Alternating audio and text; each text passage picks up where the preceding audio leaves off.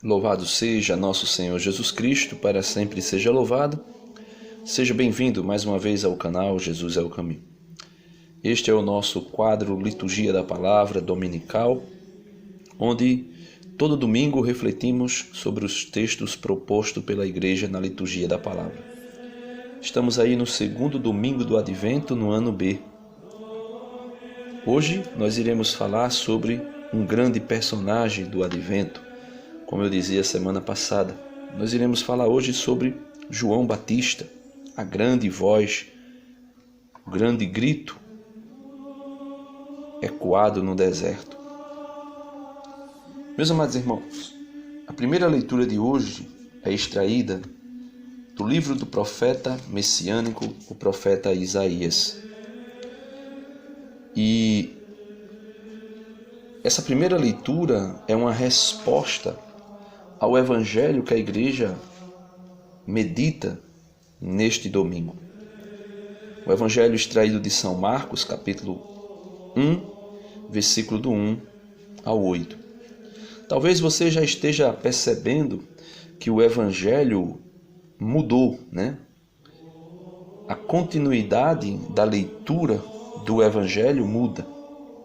No ano A, nós vimos que se destacava os textos extraídos do Evangelho de Jesus Cristo segundo Mateus. No ano B, quem é evidenciado é o Evangelho segundo São Marcos. E também no ano C, o ano que virá, próximo ano litúrgico, será evidenciado o Evangelho de São Lucas. E aí talvez você esteja dizendo, por que isso? Como eu já disse em outras ocasiões, o tempo litúrgico, ou melhor, o calendário litúrgico da igreja é composto de uma tríade de anos. Ano A, ano B e ano C. Fica até fácil de você memorizar. No ano A, o primeiro evangelho, São Mateus. No ano B, o segundo evangelista, seguindo a ordem bíblica, São Marcos. E o ano C, o terceiro evangelista, seguindo a ordem bíblica, Lucas. Aí você diz, por que não tem um ano para João? Porque a igreja, na sua sabedoria, compôs o tempo litúrgico em 3 anos e também evidencia o evangelho de São João, que é um evangelho diferenciado dos sinóticos, nos calendários festivos, nas festas, nas solenidades e em algumas ocasiões especiais. Mas vamos lá na reflexão de hoje. São Marcos, capítulo 1, versículo do 1 ao 8. Início do Evangelho de Jesus Cristo, Filho de Deus.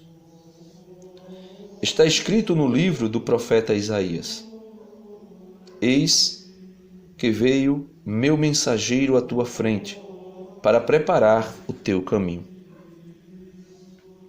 Esta é a voz daquele que grita no deserto: preparai o caminho do Senhor, endireitai suas estradas. Foi assim que João Batista apareceu no deserto pregando um batismo de conversão para o perdão dos pecados. Toda a região da Judéia e todos os moradores de Jerusalém iam ao encontro de João, confessavam seus pecados e João os batizava no Rio Jordão.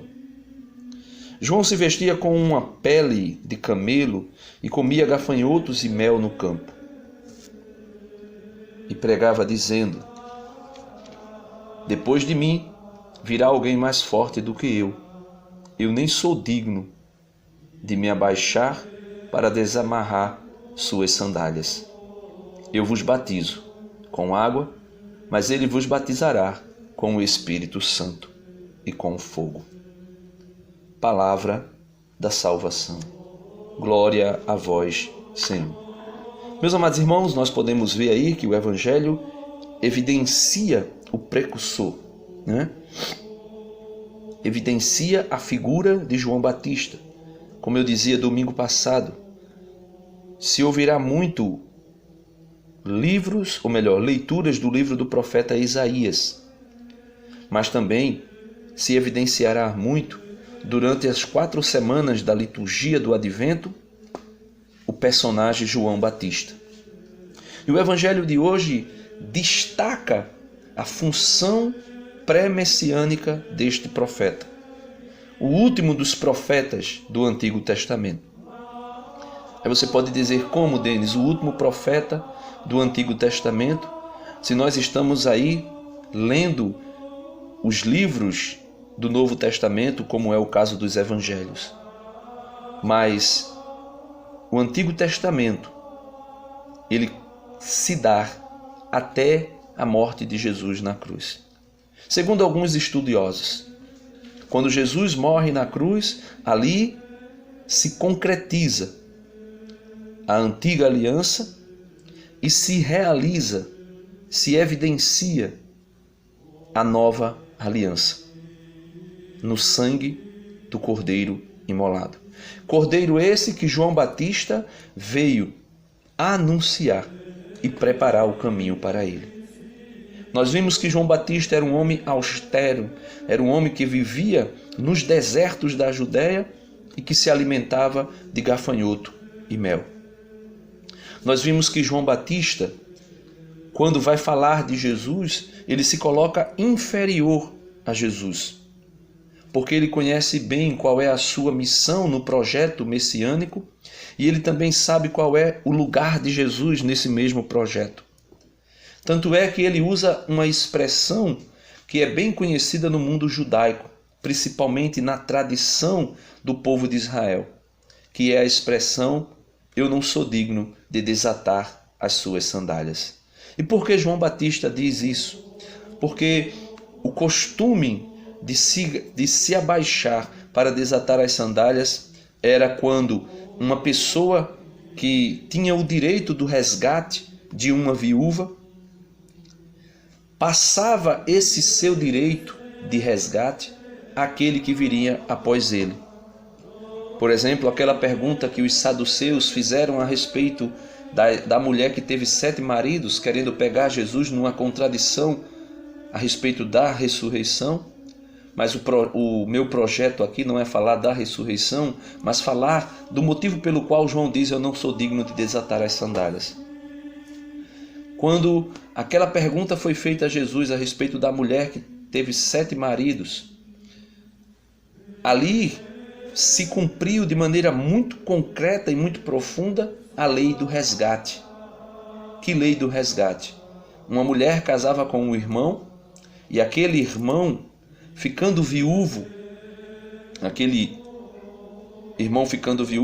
o seu irmão mais velho tinha por obrigação de casar com a viúva para resgatá-la, para que ela não fosse atirada na sarjeta, porque no tempo do Antigo Testamento, principalmente ali na história do povo de Israel, uma mulher, quando se tornava viúva, se não tivesse um filho para cuidar dela, ela poderia ser dispensada por toda a família e ela iria viver à mercê da sua própria sorte. E o que acontece? Quando um homem que tinha o direito de resgatar aquela mulher não queria fazê-lo, ele tirava as sandálias dos seus pés. Ou melhor, ele tirava a sandália dos pés daquele que era o segundo na sucessão para fazer o resgate. Se agachava, tirava as sandálias dos pés daquela pessoa e passava para ele o direito de despojar aquela mulher. João Batista diz, em outra ocasião, o esposo é quem tem a esposa. Ou seja, João Batista sabe que a missão dele não é casar com a igreja, não é despojar a igreja, mas é preparar o noivo para isso. Preparar o noivo em que sentido? Preparar a festa, preparar o caminho, preparar as veredas. E preparar quem de maneira mais especial? A noiva. Preparar a noiva para que quando o noivo chegue, esteja tudo preparado para ele. Então a missão de João Batista é exatamente essa: endireitar os caminhos. Vamos ver o que diz o profeta messiânico a respeito desse trecho do Evangelho que São Marcos narra, falando a respeito de como João Batista preparava o caminho do Senhor. O profeta Isaías coloca alguns detalhes maiores do que aquilo que é evidenciado no Evangelho. Veja o que diz a respeito da voz que clama no deserto: consolai o meu povo, consolai-o. Diz o vosso Deus: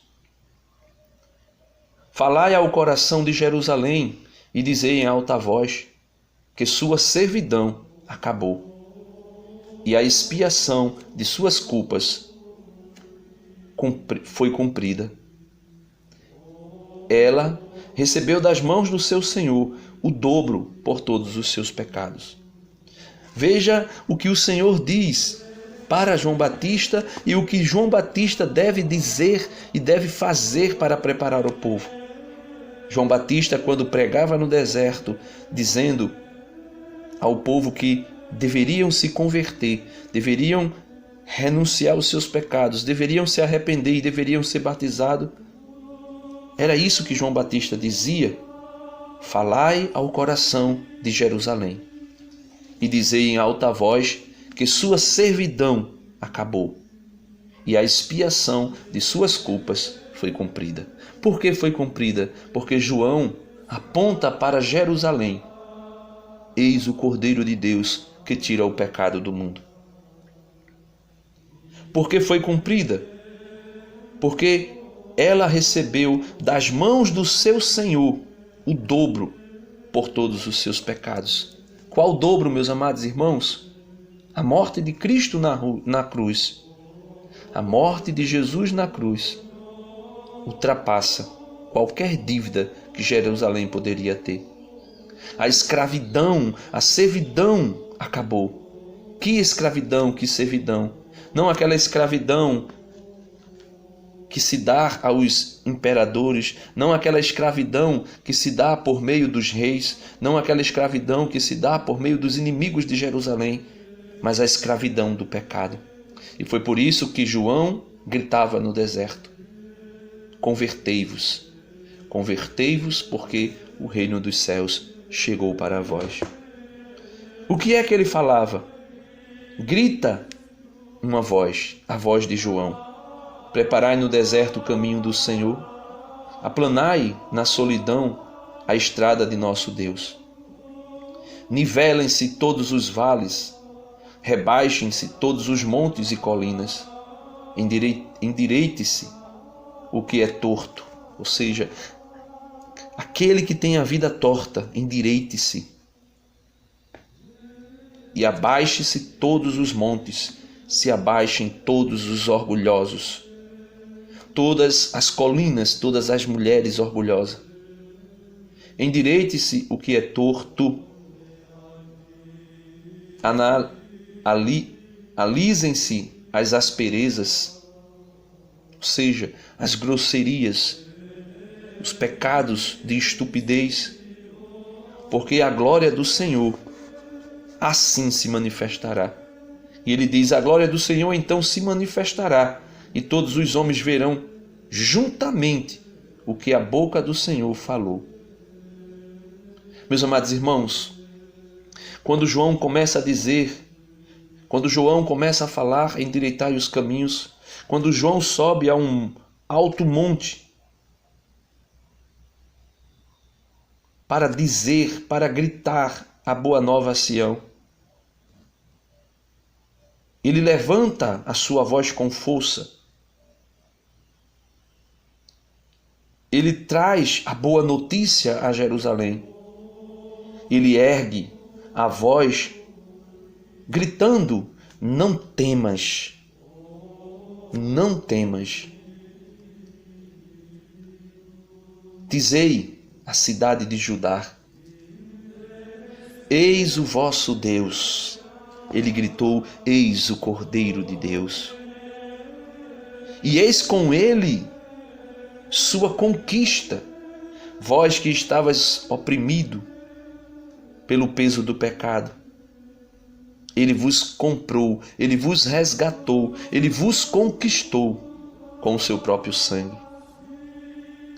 Eis à sua frente, por causa disso, a vitória. A vitória sobre todo o pecado, a vitória sobre a morte, a vitória sobre a corrupção.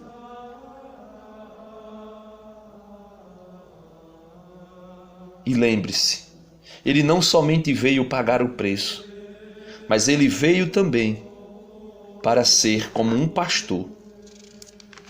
Por quê? Porque Ele apacenta o rebanho, Jesus Cristo.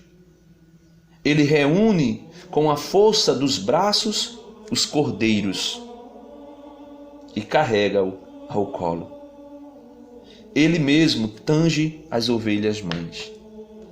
Meus amados irmãos, João Batista vem dizer para nós que o menino Deus que nasceu lá na gruta de Belém, cresceu, se tornou um grande cordeiro, macho, sem defeito, pronto para ser levado ao matadouro,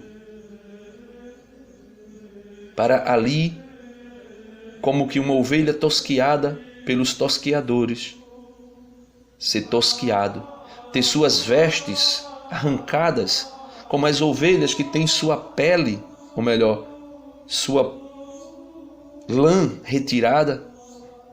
Tiraram as vestes de Jesus. E não somente tiraram as vestes, como também o sacrificaram. E é exatamente este Cordeiro de Deus, é exatamente esse Cordeiro, que sendo Cordeiro, também é pastor. E sendo pastor, fará de nós um rebanho, um único rebanho, porque Ele mesmo nos apacentará como rebanho. Ele mesmo reunirá com a força do seu braço todas as ovelhas que estão dispersas.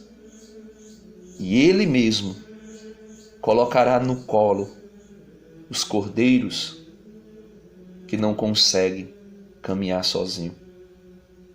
E Ele mesmo tangirá as ovelhas mães. Portanto, meus amados irmãos, somente assim nós podemos dizer com o salmista de hoje, o Salmo 84, mostrai-nos, ó Senhor, vossa bondade, e a vossa salvação nos concedei. Esse é o refrão do Salmo, a resposta do Salmo. E o salmista faz bradar em nossas bocas: quero ouvir o que o Senhor irá falar. É a paz que Ele vai anunciar. A paz para o seu povo e os seus amigos, para os que voltam ao Senhor o seu coração. Está perto a salvação dos que o temem, e a glória habitará em nossa terra. A verdade e o amor se encontrarão, a justiça e a paz se abraçarão.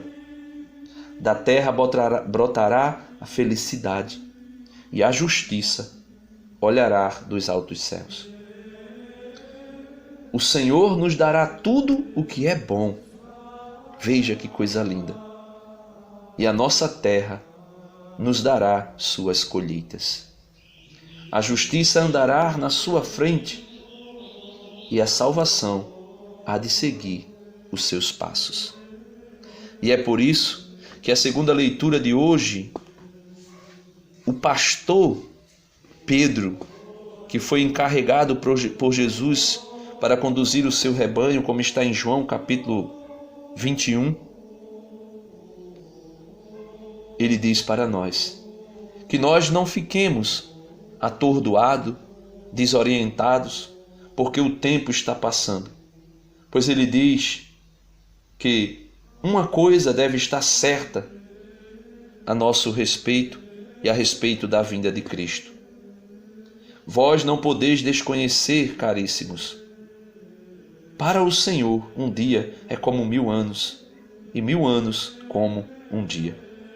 O Senhor não tardará a cumprir sua promessa, como pensam alguns, achando que demora. Ele está usando de paciência para convosco, pois não deseja que alguém se perca. Ao contrário, quer que todos venham a converter-se. O dia do Senhor chegará como um ladrão, e então os céus acabarão com um barulho espantoso. Os elementos devorados pelas chamas se dissolverão, e a terra será consumada com tudo o que ela tem. Se desse modo tudo se vai desintegrar, qual não deve ser o vosso empenho numa vida santa e piedosa? Enquanto esperais com anseio a vinda do dia de Deus, quando os céus em chama se vão derreter e os elementos consumidos pelo fogo se fundirão. O que nós esperamos, de acordo com a sua promessa, são novos céus e uma nova terra, onde habitará a justiça. Caríssimos, vivendo nessa esperança, esforçai-vos para que Ele vos encontre numa vida pura e sem mancha e em paz. Louvado seja nosso Senhor Jesus Cristo, para sempre seja louvado. Dá uma curtida no vídeo. Se você ainda não é inscrito no canal, clica aí em inscrever-se, se inscreve, para que o próprio YouTube possa perceber que o canal tem relevância e comece a indicar os vídeos para outras pessoas. E não se esquece, compartilha. Compartilha nos grupos do WhatsApp, compartilha aí com os amigos, compartilha na comunidade. Vamos evangelizar. Deus abençoe a todos.